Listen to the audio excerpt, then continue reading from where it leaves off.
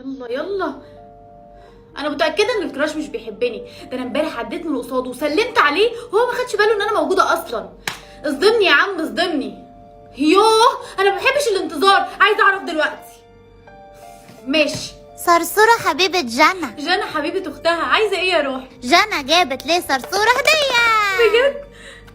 يا روحي حلوه قوي الخاتم ده. وهتلاقي كمان. بصي يا ماما جنى جابت لي ايه؟ الله حلوة قوي يا إسراء. ما ترميش العلبة بتاعته، احتفظي بيها. من عينيا يا روحي. تسلم ايدك يا ماما، الفطار حلو قوي. ألف هنا يا حبيبتي، بس ما تنسيش تعدي تجيب أختك من المدرسة وانتي مروحة. من عينيا، هو انا عندي غير جنى؟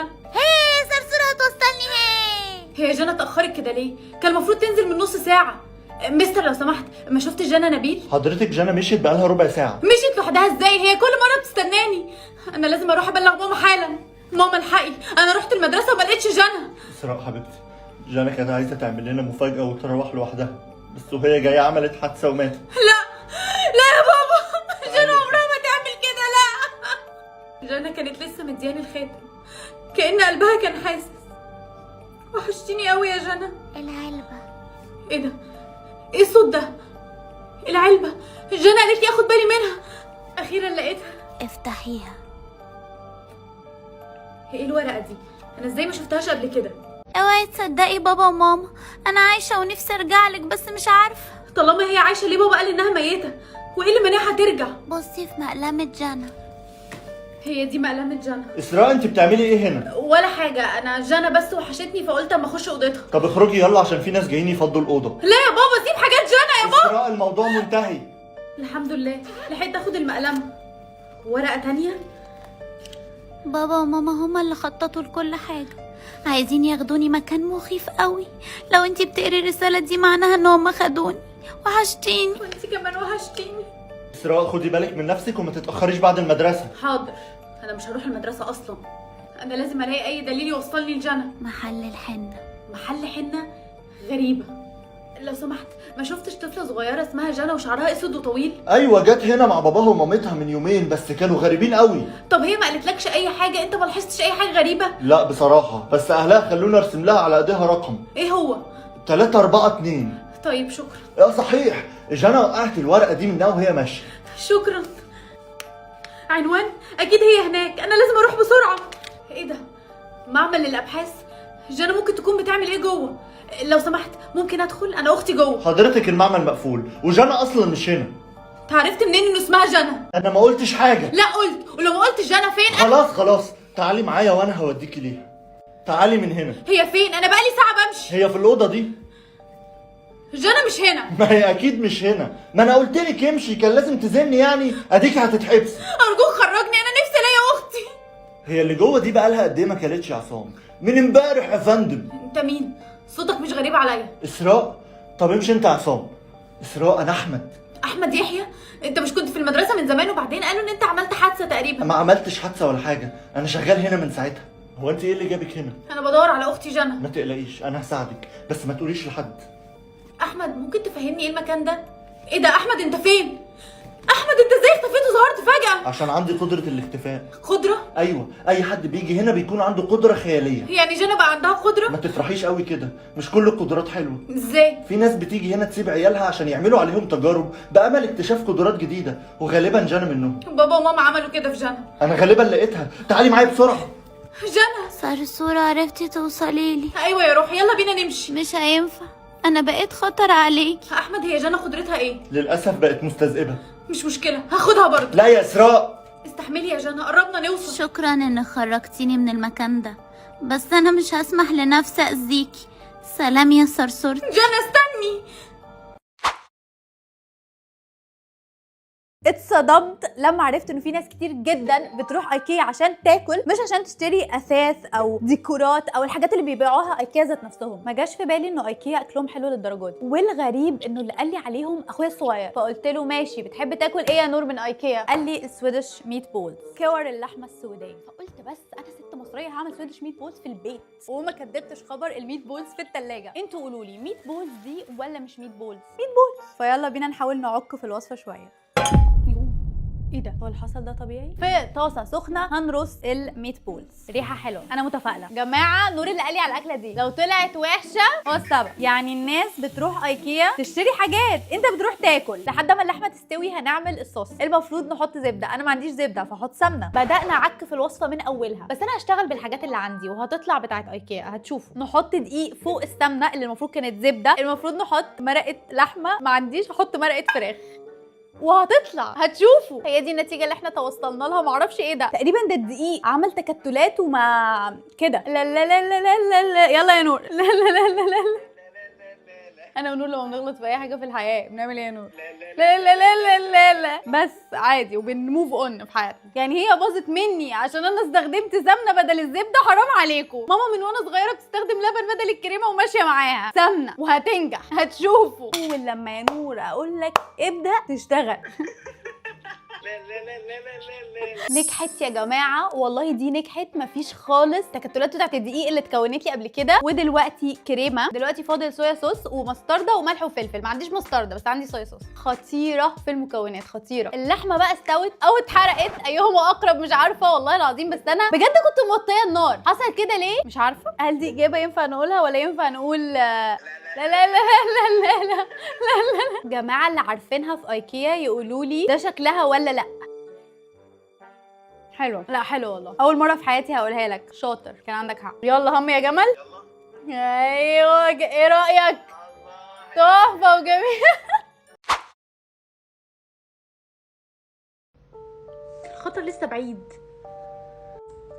انتوا مفكريني اخاف من الهبل ده؟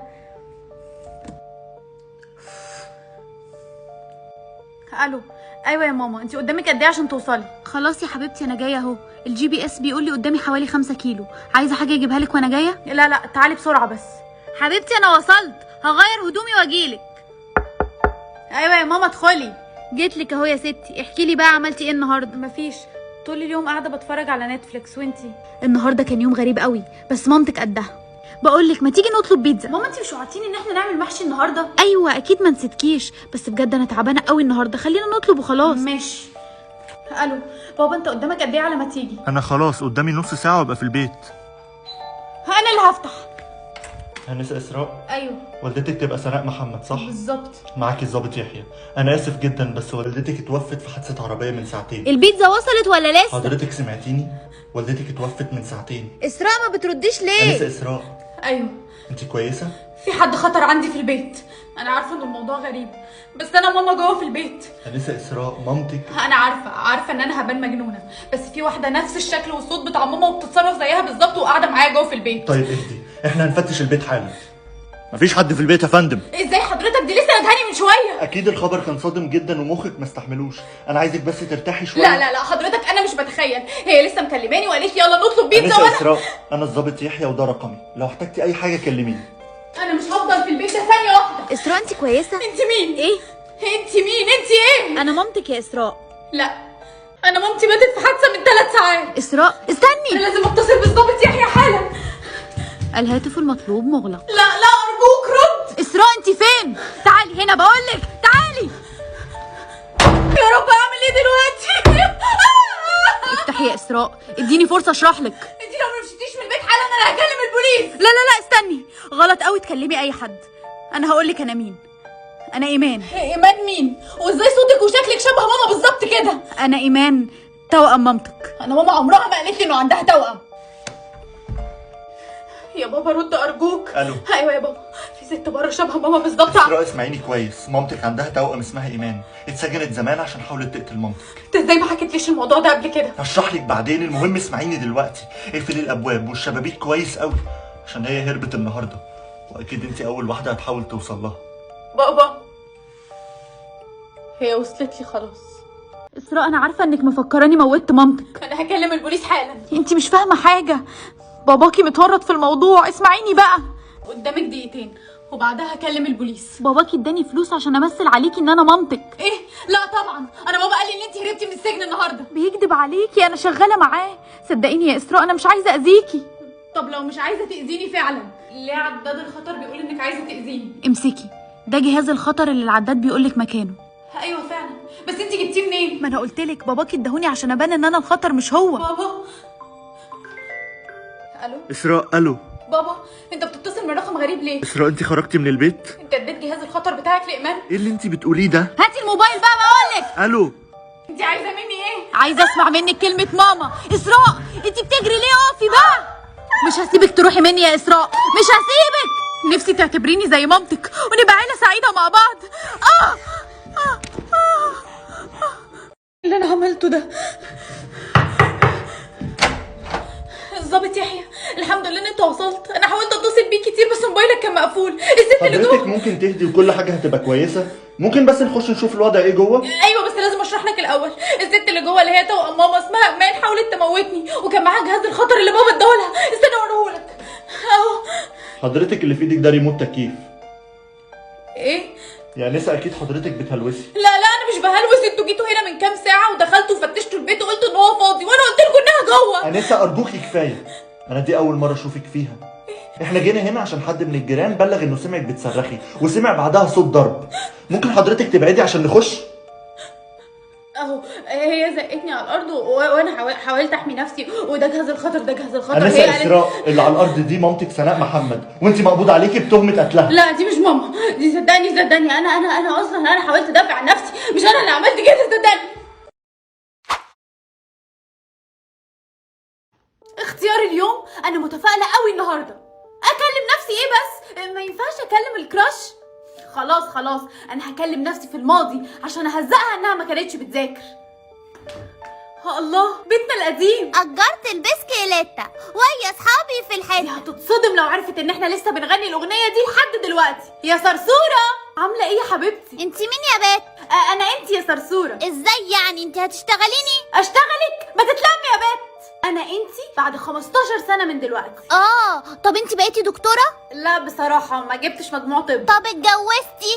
لا برضو الكراش مش راضي يبص في وشي. انت حياتك وحشه قوي. انا حياتي جميله على فكره، كل يوم بجيب اندومي وبتفرج على المسلسل اللي انا بحبه. هروح العب، طالما كده هطلع فاشله. يلا يا صرصورة نلعب مع بعض. يلا يا آسر. ومين آسر ده كمان يا ست صرصوره؟ انت عندك زهايمر ولا ايه؟ ده اخونا آسر. اخونا ازاي؟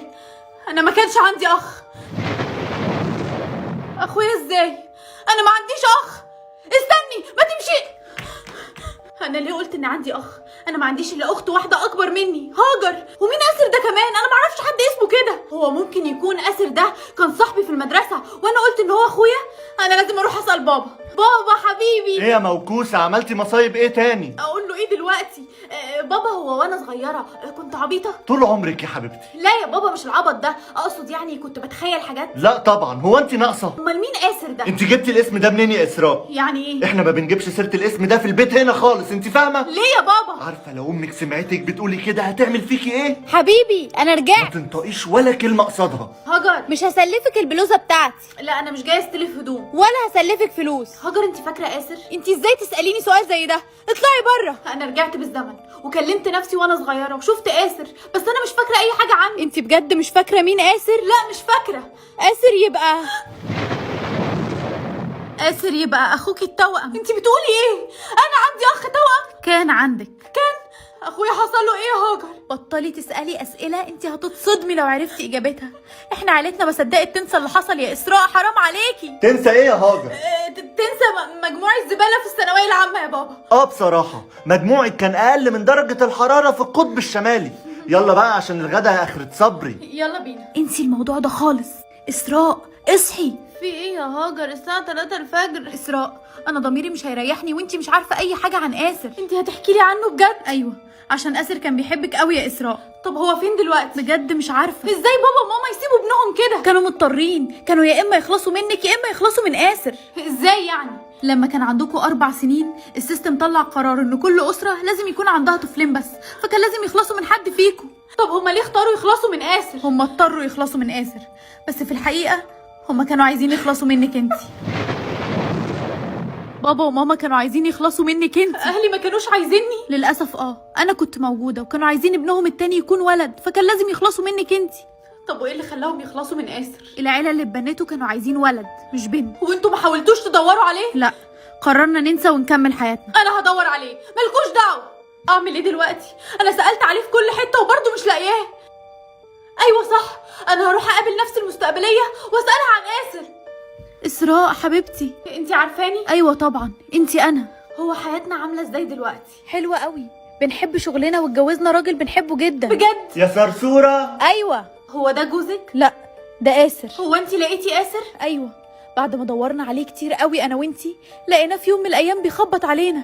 ماشي، انا هستناه. يا صرصورة انا عملت الاندومي، يلا نتفرج على المسلسل. جايه يا آسر.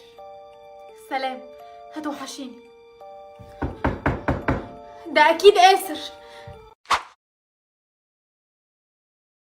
انا جعانه قوي. فرح، بقولك ايه، هو انت معاكي سندوتشات زياده؟ اصلي نسيت اللانش بوكس بتاعي في البيت. ايوه طبعا، تحبي لانشون ولا بانيه؟ هو انت معاكي بانيه؟ ممكن اخد بانيه. خدي.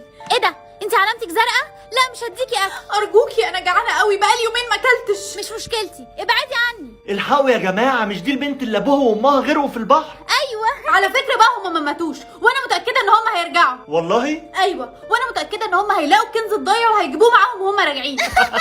وعلامتي هتتغير على فكره. سيبك منها يا بنتي، دي مجنونة.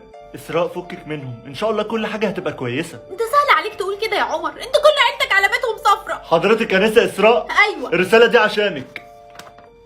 دي رساله من بابا وماما. بجد؟ بيقولوا لي فيها اني لازم اروح حفله المدرسه النهارده عشان هيسيبوا لي علامه هناك تقول لي فين مكان الكنز. بس في مشكلة يا اسراء. ايه هي؟ الحفلة دي مش هيخشها غير اللي علامتهم صفرة بس. يبقى كده مش قدامنا غير حل واحد. انت مجنونة؟ عايزة تغيري علامتك؟ ايوه، انجز بقى بسرعه. طيب انتوا الاتنين وروني علامتكم بسرعة. تمام. شفتوا بقى اي حد علامته زرقاء ماشي من هنا؟ حد علامته زرقاء؟ ياي، لا طبعا ما شفناش. كويس، عشان انتوا عارفين ان هما مش مسموح لهم يمشوا من الشارع ده، فلو شفتوا اي حد منهم هنا بلغوني على طول. اكيد طبعا يا فندم، اتفضل. ها، هنعمل ايه دلوقتي؟ هنروح حفله المدرسه زي ما اهلي قالوا وهنستنى الاشاره. هو انت ناوية تروحي الحفلة كده؟ ايوه، مالي، ما انا حلوه وزي القمر اهو. اكيد طبعا، بس ده مش لبس يتراح بيه حفلات يعني، ولا يتنسل بيه حتى ما بصراحة. تحترم نفسك. مش قصدي، بس عشان ما نتكشفش لازم تلبسي فساتين مثلا زي اللي علامتهم صفرة يعني. ما انا بصراحه معيش فلوس. ما تقلقيش، انا معايا. انا اول مره البس الحاجات دي، ايه رايك؟ حلو جدا كده، محدش هيكتشف اي حاجة. يلا بينا. الله، ايه المكان الحلو ده، انا عايزه اعيش هنا. يا بنتي بطلي هبل بقى، خلينا نركز. ايه ريحه الاكل الحلوه دي ريحه البراونيز اللي ماما كانت بتعملها لي وانا صغيره. يا بنتي بطلي اكل بقى، كفاية، ده انتي مفجوعة صحيح. ايه الورقه دي؟ ثانيه واحده، دي العلامه اللي بابا وماما قالوا لي ان هم هيسيبوها لي، سابوها لي في الكيكه اللي كنت باكلها وانا صغيره. طب افتحيها بسرعة عشان نشوف فيها ايه. اثبت مكانك انت وهي، تعالوا معانا حالا. الحمد لله على السلامة. ماما، انت ايه اللي جابك هنا؟ جاية عشان اعرف مكان الكنز. هو انا مش قلتلك ان انا هعرف مكانه منها واجي اقولك؟ ايه ده يا عمر، انت معاها؟ ايوه طبعا، امال واحد غني زيي هيعرف واحده زيك ليه؟ هاتي الورقه دي اما نشوف مكتوب فيها ايه. سمسمه، انت هتقولي لي دلوقتي حالا الكلمه دي معناها ايه؟ معرفش. يا اما تقولي معناها ايه، يا اما تنسي انك تشوفي اهلك تاني. لا خلاص، سمسمة ده اسم العروسه بتاعتي وانا صغيره، والعروسة دي بقى مكانها في فين؟ بيتنا القديم. طب يلا يا حلوه، ورينا بيتك القديم ده فين. هو ده البيت. انا هدخل ادور على العروسة وانت خليك معاها يا عمر، اوعى تخليها ما تهرب. تقلقيش يا مامي، مش هتتحرك من مكانها. وريني بقى علامتك الصفرا اللي انت زورتيها دي. انت بتصورني ليه؟ عشان اعرف اثبت للبوليس ان انت زورتي علامتك. هاتيها بقى. انا كده شلت اللون الاصفر خلاص، رجعتي فقيره زي ما انت. تلقحي هنا وما تتحركيش غير لما اقولك. انت كدبت عليا ليه يا عمر؟ مالكيش دعوه. مامتك وعدتك تديك جزء من الفلوس صح؟ ايوه، انت عايزه ايه بقى؟ مامتك مش هتعرف تديك اي حاجه. ازاي يعني؟ عشان انا كدبت عليكم. سمسمة ده مش اسم عروستي وانا صغيره ولا حاجه. في حد اهبل يسمي عروسته سمسمة؟ انت مثلا؟ مش موضوعنا. سمسمة ده يبقى اسم عربيه بابا القديمه. لو خدتني للمكان ده هديك نص الكنز. طب وانا اعرف منين ان انت مش بتضحكي عليا؟ عشان للاسف انا لسه بحبك يا عمر، ونفسي نلاقي انا وانت الكنز ونكمل حياتنا مع بعض. مش عارف ليه مش مصدقك. يا عمر ركز معايا، لو مامتك كانت لقت الكنز كان زمانها خرجت من زمان، انما هي ما خرجتش لحد دلوقتي. ليه؟ ليه؟ عشان ما فيش عروسه جوه. انجز بقى، مفيش وقت. ها، اتفقنا ولا ايه؟ اتفقنا. العربيه اهي. استني انت هنا، انا هروح اجيبه. انا لقيت الكنز وهاخده كله لوحدي. هو احنا مش اتفقنا؟ ايه ده، هو انت ما تعرفيش؟ انا ماليش كلمه. انت رايحة فين؟ مفكرة عمر مش هيقول لمامته انك كدبتي عليها؟ يوه، هي العيله دي ما بتموتش.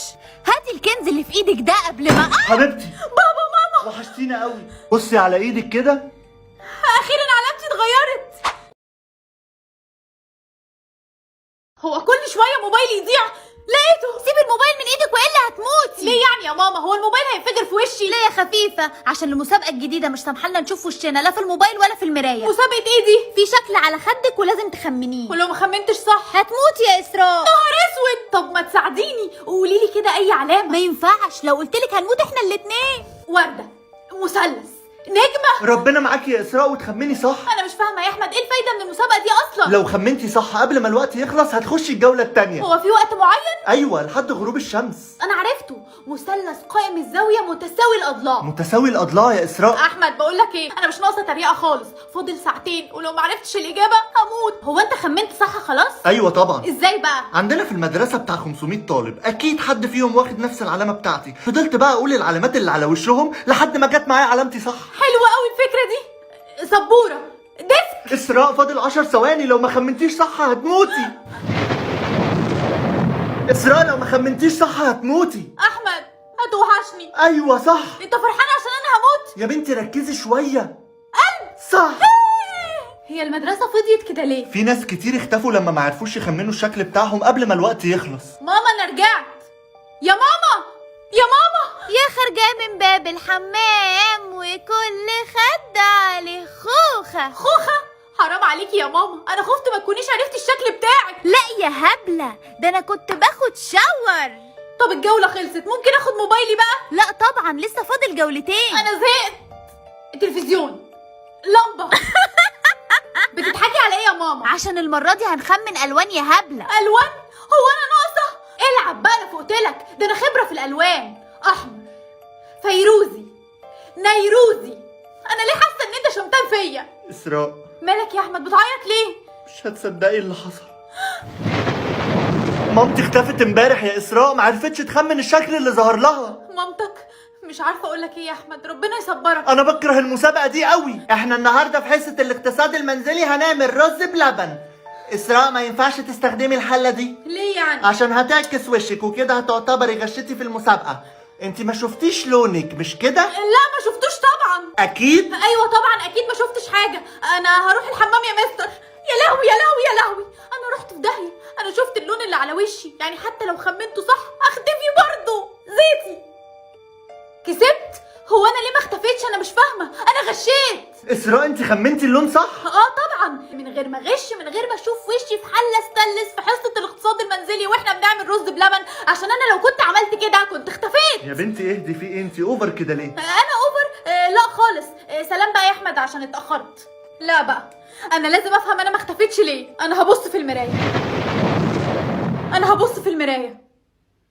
انا ما اختفيتش، يعني هم كانوا بيضحكوا علينا. يا ماما المسابقه طلعت بتضحك علينا، احنا مش هنختفي لو بصينا في المرايه. بطلي جنانك ده يا إسراء. انا مش مجنونه، لو مش مصدقه بصي. ابعدي عني، انت عايزة تموت أمك. يا ماما قلتلك مش هيحصل حاجه، بصي بس. ماما انت رحتي فين؟ انا خليت ماما تختفي. اما نشوف ظهر لي ايه في الجوله الثالثه. حب. المره دي كلمه صعبه قوي انه حد يخمن كلمه كده، ممكن ناس كتير قوي تختفي. إسراء انا مرعوبة قوي. انت عارفة في كام كلمة في الدنيا؟ دي شليون كلمه. بطلي هزار بقى، ده في كلمات كتير جدا. دي ممكن كمان كلمة بتبقاش عربي، ممكن تبقى صيني. طب ما نجرب كده، تقول لهم نيهاو. ابعدي عني. إسراء انا ما شفتكيش بتخمني خالص، انت استسلمتي؟ لا طبعا يا احمد، انا خمنت الكلمه بتاعتي صح. ازاي؟ حظي حلو. انا مش عارف الكلمة بتاعتي. خلاص فاضل 3 ثواني. 3 2 1. 3 2 1. هي الناس راحت فين؟ هو انا اخر واحده على كوكب الارض؟ مبروك، انت وصلتي للنهائيات. فاضل لك جولة واحدة عشان تكسبي المسابقة. انا كنت مفكره انه دي اخر جوله. إسراء. احمد انت عرفت تخمن الكلمه بتاعتك؟ ايوه، يا ترى مين عرف يخمن تاني؟ في 3 هناك اهم. مبروك عليكم وصولكم للنهائيات. انتوا من 5 بس اللي قدرتوا توصلوا للمرحلة دي. دلوقتي هتدخلوا اخر جولة، واللي هيكسبها هياخد 1,000,000 جنيه. واحنا هنعمل ايه بالفلوس لو الناس اللي بنحبها ماتوا؟ مين قال ان هم ماتوا؟ هم اختفوا بس احنا كنا حاجزينهم في مكان لوحدهم لحد النهائيات. دخلوا الناس. اسراء ماما اكسبي يا بنت وهاتلنا المليون جنيه. في الجولة دي كل واحد فيكم هياخد رقم من 1 ل10، بس المختلف ان انتوا تقدروا تقولوا لبعض ارقامكم وبرضه تقدروا تكذبوا على بعض. قدامكم ساعة واحدة بس عشان تخمنوا. طب لو خمنا غلط؟ هتموتوا. طب انا هروح اقعد جنب امي. ما ينفعش، لازم تلعبي. انا اصلا ما كانش ينفع ابقى في النهائيات. ازاي يعني؟ انا غشيت. انا غشيت. انت بتضحك ليه؟ انا بقول لك انا غشيت. بجد؟ والله انا بصيت في المرايه. ما احنا عارفين عارفين؟ وموافقين كمان. كل ال5 اللي وصلوا للنهائيات غشوا، بس عشان نمنعكم ان انتوا تقولوا لبعض حطينا قاعدة ان انتوا لو قلتوا لأي حد الشخص ده هيختفي. عشان كده لما خليت ماما تبص في المرايه اختفت عشان نخليكي تفتكري ان انت الوحيدة اللي تقدري تغشي. يا ولادي. لا عيب، ده نزعل منك. ودلوقتي جه وقت الاختيار، عايزين تلعبوا ولا تموتوا؟ يسرا هلعب. خالد هلعب. سلمى هلعب. احمد هلعب. اسراء قررتي؟ هلعب. قدامكم ساعة واحدة وبعدها كل واحد هيخمن الرقم بتاعه، والغش ممنوع في الجولة دي. اللعبة هتبتدي دلوقتي. احنا لازم نساعد بعض عشان محدش فينا يموت، كل واحد يقول للتاني الرقم بتاعه. كدابه، انت عايزه تخسرينا كلنا وتكسبي انت. لا طبعا، وعشان تصدقيني رقمك 1. انا ما سالتكيش يا يسرا، وبصراحه كده انا مش مصدقاكي. اوعي تصدقيها يا اسراء. احمد، رقمك مش 1، رقمك هو 9. رقمك مش 1، رقمك 9. مصدقاك، انا مش بثق غير فيك انت يا احمد. وانتي كمان الوحيدة اللي انا بثق فيها. هو انتي ممكن تقولي لي رقمي ايه؟ اكيد رقمك 5. هو كل واحد فيكم هيقول لي رقم مختلف؟ انا مش عارف اصدق مين فيكم، انتوا كلكم كدابين اصلا. صدقني يا احمد ارجوك، انا مش عايزاك تموت. لو انا وانت قلنا لبعض ارقامنا الحقيقيه احنا الاتنين هنكسب. عندك حق، رقمك هو 9 على فكرة. متاكد؟ ايوه، يلا احلفي ان انا رقمي 5. والله رقمك 5. اسراء انتي قاعده لوحدك ليه؟ انتي كويسه؟ فكك مني يا يسرا خالص. انا عرفت ان انا رقمي 9 وان انت كنت بتكدبي عليا. 9؟ اتمنى تكوني بتثقي في الشخص اللي قالك كده كويس، عشان شكله بيضحك عليكي. ايوه طبعا بثق فيه، مش زيك. ايه رايك انت كمان تبقي صادقه وما تكدبيش على الناس وتقولي لهم ارقام غلط؟ انا ما كدبتش على حد يا اسراء، انا قلت لك ان رقمك 1 وقلت لاحمد انه رقمه 5. يسرا انت بجد قلتي لاحمد انه رقمه 5؟ ايوه ليه؟ عشان انا لما قلت له انه رقمه 5 قال لي ان كل واحد فينا قال له رقم مختلف. مش قلتلك احمد بيكذب عليكي؟ للاسف يا اسراء احمد بيكذب عليكي. مستحيل. الوقت خلص وجه الوقت ان انتوا تخمنوا ارقامكم، واللي هيخمن غلط هيموت. يسرا 3. غلط. خالد 8. غلط. سلمى 2. غلط. ارجوك ما تموتنيش. وبكده فاضل معانا متسابقين 2 بس، اسراء واحمد. ودلوقتي دور احمد. رقمي 5. صح، مبروك يا احمد. ودلوقتي دور اسراء. لو خمنتي صح هتقسمي انتي واحمد جايزة ال1,000,000 جنيه مع بعض. قولي رقمك يا اسراء. 1. صح، مبروك. انا مش مصدقني خمنت صح. وانا كمان يا اسراء. انت خدعتني يا كذاب. اسراء انا اسف، انا كنت مفكر ان لو احنا الاتنين كسبنا هنموت احنا الاتنين. انت اسوأ انسان انا عرفته في حياتي. بنتي يا اسراء، ماما انا مش مصدقه، الكابوس ده خلص اخيرا. خلص السنه دي بس، المسابقه دي هتتعاد تاني السنه الجايه. يا لهوي.